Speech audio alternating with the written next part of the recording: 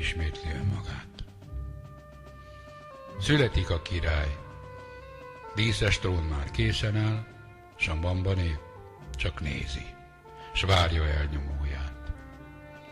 Még bársonypárnán hever a jogar és korona, hamar érkezik kinek jogos, jogtalan tulajdona. Vörös szőnyeg gurul, sterül hazug lábak elé, lógó nyelvű alázkodók térden csúsznak elé.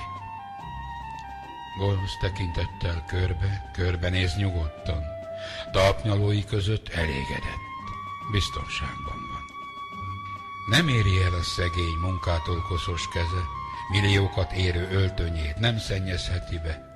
Megdolgozott érte keményen, hívei ezt mondják.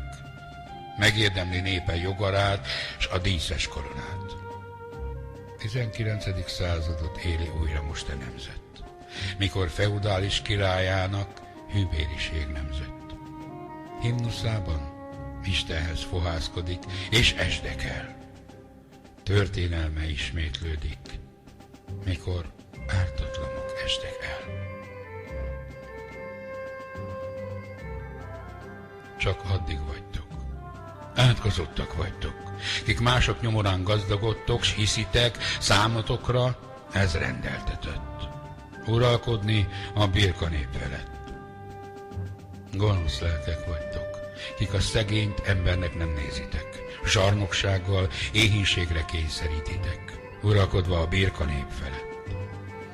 Hatalom vagytok, kik életről, halálról gúnnyal rendelkeztek, s azt hiszitek, törvényeitek nem érintenek. Uralkodtok a birka nép felett.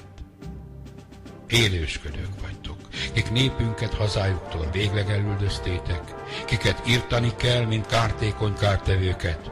Nem uralkodhatok többé a magyar nép felett.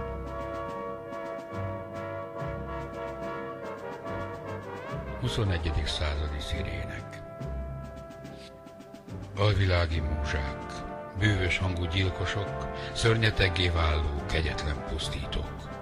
Apró szigetre száműzött, öntelt szirének, gőgösségük miatt varázslatba kerültek. Csodás hangjuk szerelemre csábít, s nincs az a férfi, ki ellen tudna állni. Szenvedéllyel vágyik a női test után, kit elméje megjelenít a hang hallatán. Bámulatos testű, ostoba emberek bűbáj nélkül is gyilkosokká lesznek, s annyi sziget e földön nem létezik, hová mindet messzire száműzhetik. Városok utcáin dőjfösen sétálnak, prédára lesve áldozatra várnak. Szörnyetegek ők, kegyetlen emberek, kit férfi nem másként, nőként emleget. Evilági múzsák, néma gyilkosok, hiába a törvény, kegyetlen pusztítók.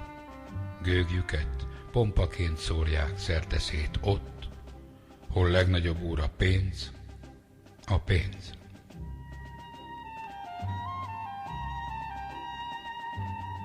Magyarok kenyere. Mi van, paraszt? Büdös a munka? Öltönybe járnál? Kell a tiszta ruha? Tanult magyar, mond, akarsz-e lenni? Írni, olvasni és idegen nyelven beszélni? Világot látnál, ám a hazádat sem ismered. Tudást szerezni egyetemen megismered? Mert hiszed, a tudás oly nagy hatalom, melyen jóléted örökre megalapozhatod.